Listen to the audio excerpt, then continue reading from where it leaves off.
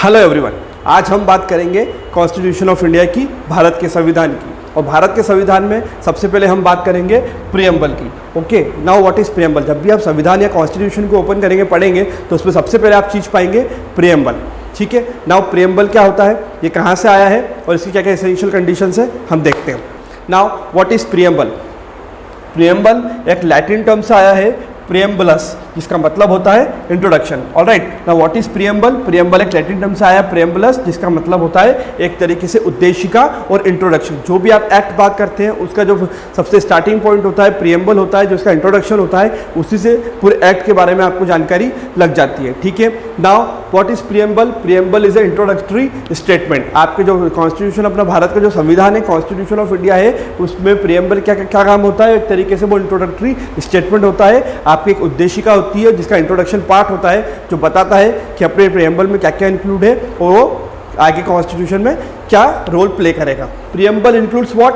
Preamble includes introductory statement, purpose, uses, ideas, principles, aspirations and all. Okay, preamble क्या क्या ये सारी चीज़ें इंक्लूड करता है।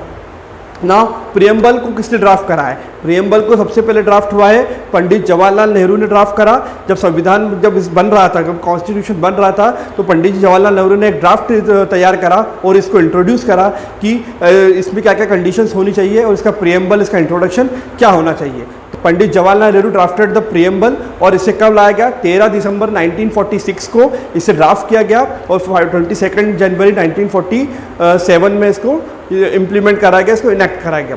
ऑलराइट, प्रियम्बल में एक ही अमेंडमेंट हुआ है which is very important, 42nd amendment. ठीक है, 42nd अमेंडमेंट में क्या हुआ, 3 वर्ड इंक्लूड ऐड करे गए जो थे सोशल, सेक्युलर और इंटीग्रिटी। ये बहुत ही इंपॉर्टेंट अमेंडमेंट था और एक ही अमेंडमेंट हुआ है प्रियम्बल में और इसमें 3 वर्ड इंक्लूड करे गए, सोशल, सेक्युलर, इंटीग्रिटी।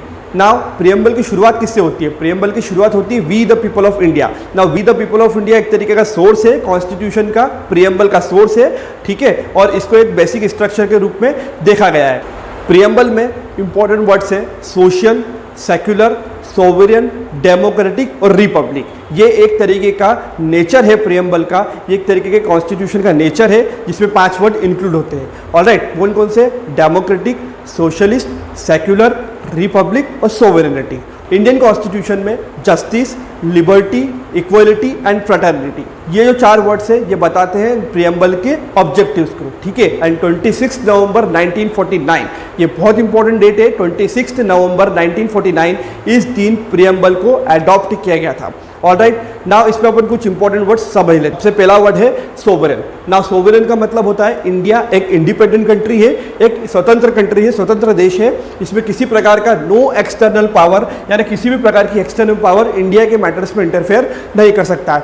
ये अपने संविधान का, कॉन्स्टिट्यूशन का बहुत इंपॉर्टेंट पार्ट है, बहुत इंपॉर्टेंट वर्ड है सोवरेन। सोवरेन का मतलब ये होता है India is an independent country और इसमें किसी तरीके का भारी इंटरफेरेंस अलाउड नहीं होगा, किसी तरीके की बाहर no external power shall be included. और सेकंड वर्ड है सोशलिस्ट। नाउ सोशलिस्ट का मतलब होता है वेलफेयर स्टेट। इसको 42nd अमेंडमेंट, जो एक अमेंडमेंट हुआ है प्रियम्बल में, उसमें इसको ऐड करा गया, इंक्लूड करा गया है और ये महात्मा गांधी और जवाहरलाल नेहरू के फिलॉसफी से आया है, उनके ऑब्जेक्ट से आया है। इसका मतलब होता है वेलफेयर स्टेट का, यानी पॉवर्टी, इनइक्वालिटी और इग्नोरेंस, इस तरीके की जो देश में प्रथाएं चल रही थी, इस तरीके की जो देश में इनइक्वालिटी थी, असमानताएं थी, गरीबी थी, इन चीज़ को हटाना और इससे सोशलिस्ट ऐड करा गया वर्ड और पॉवर्टी, इग्नोरेंस, इनइक्वालिटी को खत्म करके एक वेलफेयर स्टेट के रूप में, सोशलिस्ट कंट्री के रूप में प्रियम्बल में ये वर्ड ऐड करा गया। और ये महात्मा गांधी और जवाहरलाल नेहरू के एक तरीके से फिलॉसफी थी, उनका ऑब्जेक्ट था, उसे 42nd अमेंडमेंट में ऐड किया गया है। नाउ थर्ड इंपॉर्टेंट वर्ड है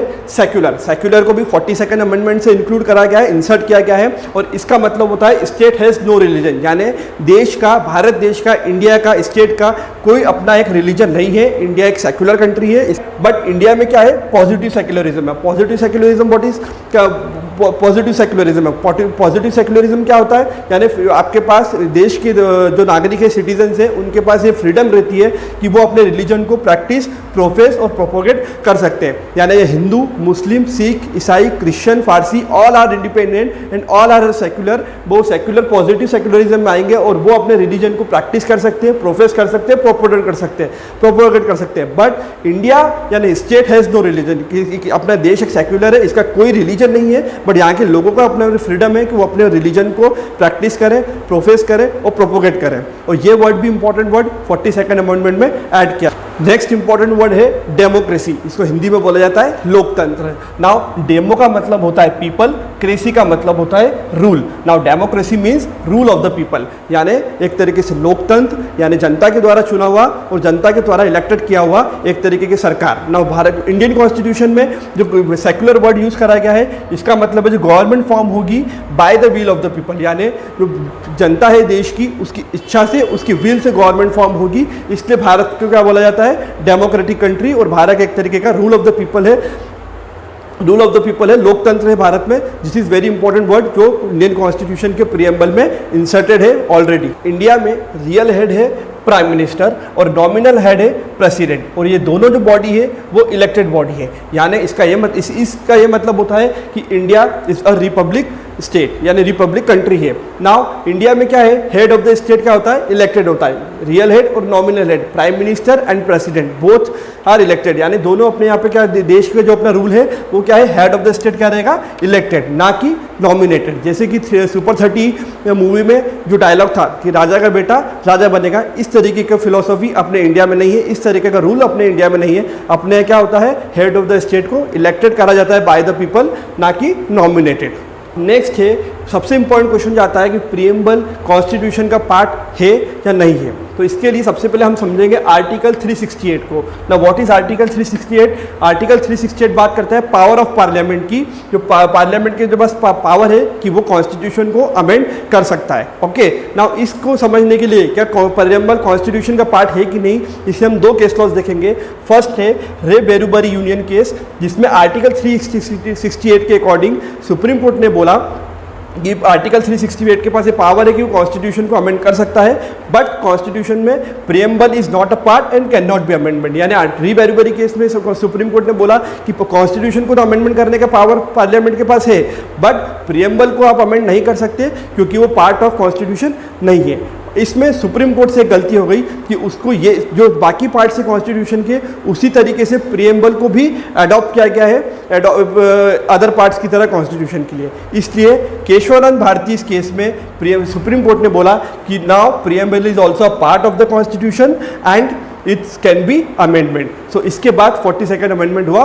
सो इसमें 3 इंपॉर्टेंट वर्ड्स ऐड किए गए। तो दो इंपॉर्टेंट केस है। रे बेरुबरी यूनियन केस में सुप्रीम कोर्ट ने बोला कि पावर है पार्लियामेंट के पास सिर्फ कॉन्स्टिट्यूशन का, not preamble, because preamble is not a part of constitution. But जब मालूम पड़ा कि जो बाकी पार्ट से कॉन्स्टिट्यूशन के उसी तरीके से ही अडॉप्ट किया गया है प्रीएम्बल को, तो केशवानंद भारती केस में क्या बोला गया, now preamble is a part of constitution and can be amendment. So आज हमने प्रीएम्बल को समझने की कोशिश करी। आई होप आपको ये लेक्चर पसंद आया होगा। Thank you.